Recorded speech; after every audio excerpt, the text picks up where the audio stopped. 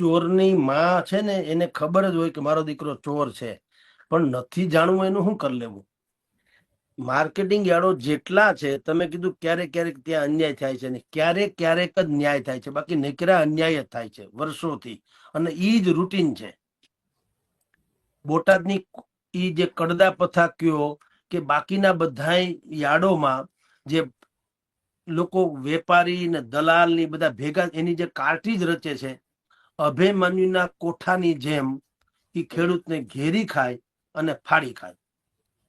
કોઈ યાર્ડ છાતી ઠોકીને એમ કહી શકે એમ નથી, કોઈ પણ યાર્ડો એક્સ વાય ઝેડ કે અમારે ત્યાં બોર્ડ મારે તાકાત હોય લ્યો એનામાં તો, કે અમારે ત્યાં ખેડૂતોનું શોષણ થતું નથી બલકે પોષણ થાય છે.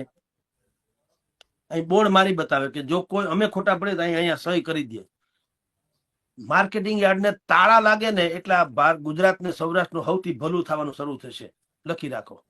એટલી બદમાશી ને એટલી પરાકાષ્ઠા શોષણની ચરમસીમા. આ બોટાદનું કડદા પ્રથા તમે કલ્પના કરો, જયારે રાજુ કરપડાએ એમ કીધું કે હું 10મી તારીખ એટલે આજે હું આવવાનો છું ત્યાં અને કડદા પ્રથાની વિરુદ્ધમાં હાહાકાર મચાવવાનો છું, એ લોકો ફાટી પડ્યા એટલે એના ચેરમેને કીધું હવે કડદા પ્રથા અમે નહીં કે બંધ કરી. એટલે પ્રથા છે એ નક્કી થયું, આજથી બંધ કરીએ છીએ. એટલે પેલા તો કબૂલ લીધું કે છે, તો ધૂળી ન પડી તમારામાં. તમે આવી કડદા પ્રથા કેમ કરોડો લોકોને અત્યાર સુધીમાં કેટલા લોકોને તમે સત્યાનાશ કરી નાખો, એ કબૂલાત છે કે નહીં? તો એની અમે કોઈ એક્શન લેવામાં આવ્યા?